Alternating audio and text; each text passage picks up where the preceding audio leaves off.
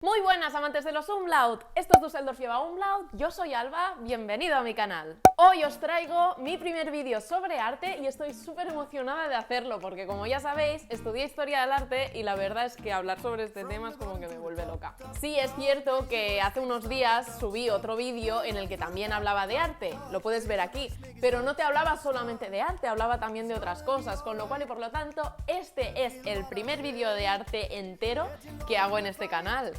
Y es que hoy os quiero hablar de una de las máximas atracciones turísticas en Alemania y me atrevería a decir que de Europa en general. Y es el castillo de Neuschwanstein. Me cuesta muchísimo pronunciar este nombre, pero bueno, me vais a tener que perdonar. Y este castillo, que está cerquita de Múnich, como a unas 2 horas, es súper interesante y tiene una importancia histórica y artística súper guay de la que te quiero hablar hoy. Así que si te gustan estos vídeos culturales, tienes que suscribirte a este canal sobre todo, y además puedes ir a ver esta lista de reproducción de aquí en la que tienes todos los vídeos sobre historia, cultura y arte que hago sobre Alemania. Dicho esto, empezaré con un poquito de contexto histórico, porque sin contexto histórico no nos vamos a aclarar.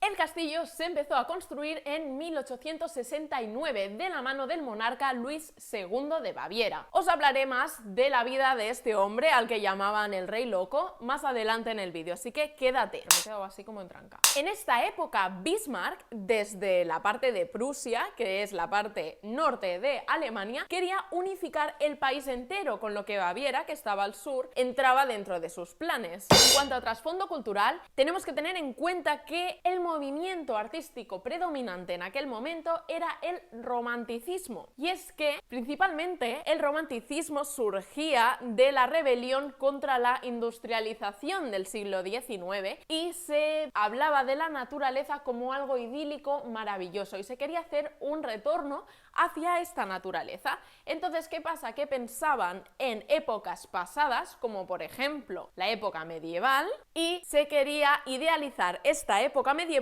como un momento de conexión del ser humano con la naturaleza, cosa que en aquel momento estaba empezando a desaparecer. También te digo que si vivieran en el siglo XXI esta gente fliparían. Es decir, que no querían recuperar la época medieval en cuanto a historiografía, no querían ver cómo eran las cosas en la Edad Media, sino que la llevaban a su propio terreno y la idealizaban como algo mágico y maravilloso e ideal. Entonces, dentro de todo este idilio predominaba la idea de libertad, libertad para hacer lo que se quisiera, libertad para tener tiempo. Obviamente esta libertad no existía en la Edad Media real, pero ellos querían ver que sí que había existido un momento en el que las personas no estaban subordinadas.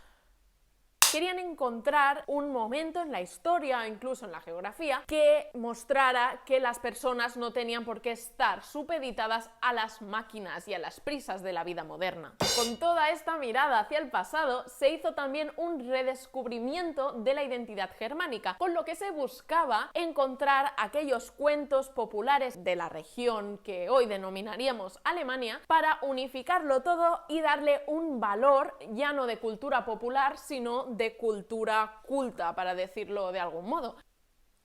Y para esto habría muchos filósofos, artistas, escritores, como por ejemplo Goethe, Schiller o Wagner, que harían que sus obras giraran alrededor de estas historias típicas alemanas para darle este carácter de trascendencia, no sé, nacional. Entonces, claramente, todo este pensamiento romántico influenciaría posteriormente a todo el arte que se haría tanto en Europa como en Alemania concretamente.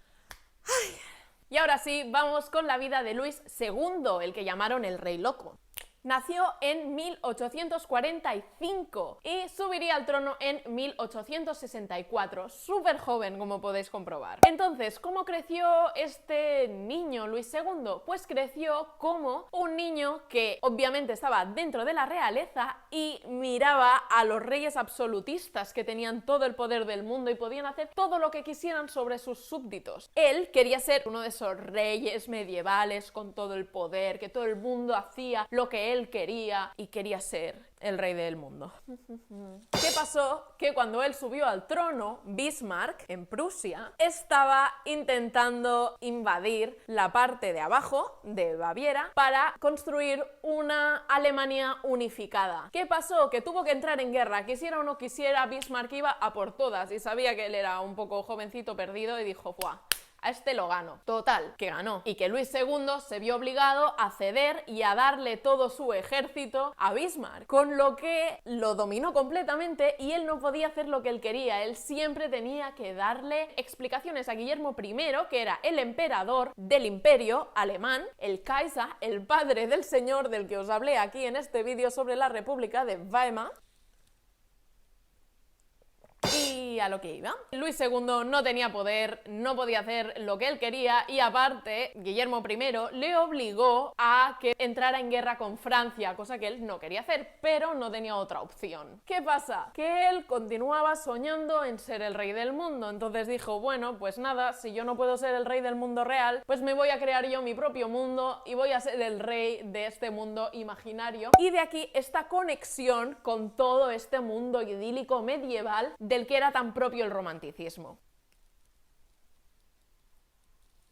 Luis II mandó crear un castillo enorme que sería una cosa súper fantasiosa, que tendría como ese carácter medieval, pero que realmente a la práctica sería muy distinto de los castillos medievales. Además, su desencanto con la vida llegaría muchísimo más lejos y se dice que probablemente tendría mucho que ver el hecho de que posiblemente era homosexual. Y es que tenía una presión social increíble para tener descendencia, pero él, aunque se prometió muchas veces con otras muchachas, al final no se casó con ninguna y al final no tuvo hijos. Entonces él se sentía frustrado porque no comprendía esas pulsiones que tenía y esas ganas de estar con otros hombres. Él murió ahogado en 1886 y se dice que era un gran nadador, con lo que probablemente lo que pasó es que se acabó suicidando. Y es que antes de su muerte se dijo que él tenía esquizofrenia, se le tildó de loco, de ahí lo del rey loco. Y hay muchos estudios historiográficos que apuntan a que realmente él sí que estaba en su sano juicio, aunque sería un poquito rarito,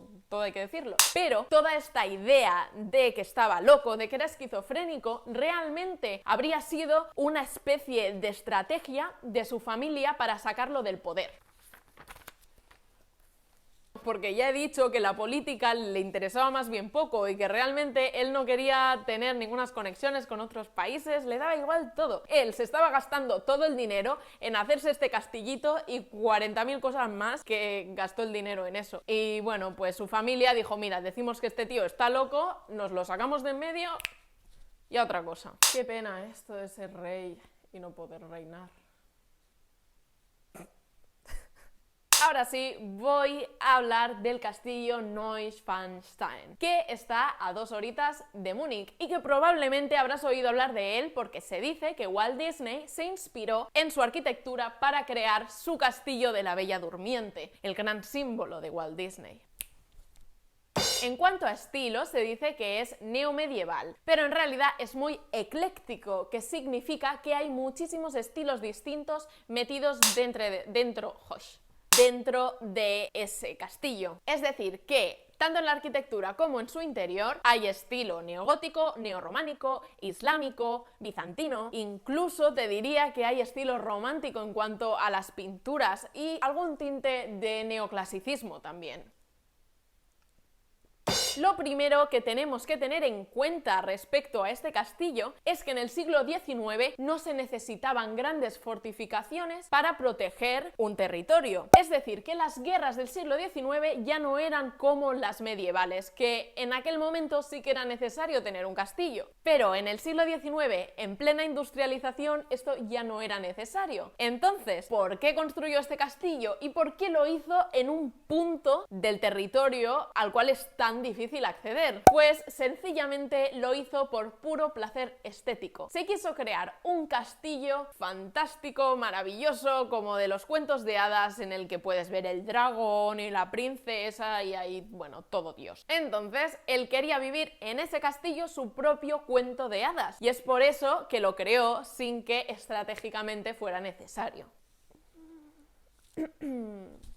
Además, tenemos que tener en cuenta esta idea romántica de la vida y del arte, y es que Luis II tenía todo este sentimiento de libertad del que os he hablado, y además tenía una gran conexión con Wagner, del que ya os he hablado antes. Este compositor romántico por excelencia tenía óperas que estaban hablando de los cuentos tradicionales germánicos, sobre todo como Tristán e Isolda, como los Nibelungos y como tantas otras cosas de las que habló Wagner. Además, es súper curioso porque Luis II fue mecenas de Wagner, con lo cual y por lo tanto realmente Wagner pudo hacer muchas de sus piezas artísticas gracias a Luis II. De hecho, dentro del castillo hay salas en las que la iconografía ronda en torno a las óperas de Wagner. Una de esas salas sería el comedor, una sala totalmente importante dentro de un palacio, y otra de las salas sería la sala de conciertos, que obviamente tenía relación con la música. Aunque esta sala de conciertos no la podría abrir nunca al público y disfrutar él de la música, porque se murió antes de poder estrenarla. Y como ya os he dicho antes, este castillo tiene muchísimos estilos, sobre todo en su interior. Así que voy a ir repasando un poquito, habitación por habitación, las más importantes y las que a mí más me han llamado la atención, para que puedas comprender cómo utilizó esta variedad de estilos para adaptarlos a las necesidades de cada habitación.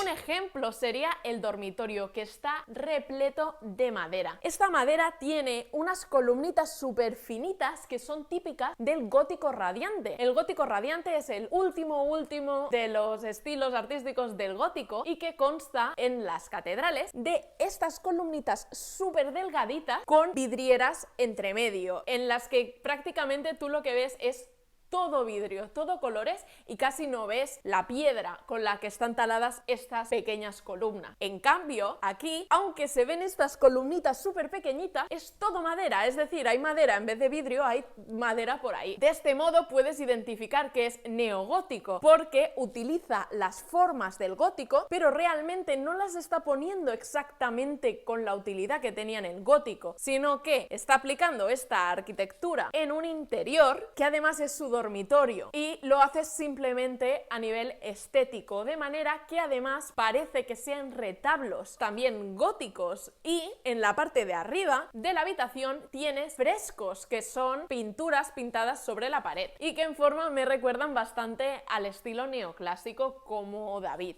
por ejemplo. Y después, una habitación que encuentro súper interesante es la cocina. Y es que me recuerda muchísimo a las criptas románicas. Estas criptas se encontraban en el sótano y normalmente tenían reliquias de los santos y de los reyes. Realmente, en cuanto a temática, esta estructura no tiene nada que ver, porque una cocina, ya me dirás tú que tiene que ver con una cripta, pues nada. Pero sí que me recuerda mucho a esas habitaciones, porque las columnas son súper gruesas, el techo es como muy tosco y hay muchas de estas columnas por toda la habitación. Lo que pasa es que contrasta muchísimo, porque en esa cocina hay de la tecnología más avanzada para esa época, ya que tienen agua corriente, incluso unos escapes para que el humo salga y no se quede todo acumulado dentro de la cocina. Es decir, que esto es una de las muestras más evidentes de que Luis II estaba utilizando la estética medieval y la estaba aplicando a las necesidades de su época. Y ahora llegamos a mi habitación favorita, que es la sala del trono. Yo tengo que confesar que la primera vez que vi esta sala me sorprendió mucho y tuve una impresión un tanto distorsionada de su significado. Lo que más me llama la atención es que encima del trono hay una media cúpula en la que hay representado un pantocrátor, que es Jesucristo representado como principio y final, como rey de los cielos. Entonces, claro, poner el trono justo debajo de esta imagen, que es la imagen sagrada que está en el punto más sagrado de todas las iglesias y catedrales, donde está el altar, esta iconografía en esa situación me hizo pensar que Luis II se estaba equiparando a Dios y que era un rey absolutista y despótico. ¿Qué pasa? Que al leer sobre su vida me dio una impresión un poco distinta, y es que yo creo, y esto es una lectura que yo he hecho a título personal porque no he conseguido encontrar buscar información que analice realmente esta iconografía. Y es que, como él soñaba en ser un rey todopoderoso y no lo pudo ser, lo que hizo fue construirse una sala del trono magnífica, con esa reminiscencia al Imperio Bizantino y a todo ese poder, y además se puso un pantocrátor en la cabeza y de esta manera podía sentir que realmente era el rey absolutista que él quería ser. Como ya os he dicho, como no podía ser el rey del mundo, fue el rey de su propio mundo. Pues hasta aquí el vídeo de hoy. Si te ha gustado, dale a like y suscríbete para no perderte ninguno de los vídeos que voy a hacer próximamente sobre arte, historia y cultura alemana en general. Así que, sobre todo, comenta y comparte. Nos vemos en el próximo vídeo. ¡Chao! Oh, from the bottom to the top, top, top. Raise your voice, make it stop, stop, stop. We're going to the top, top, top. Raise your voice, make it stop, stop, stop.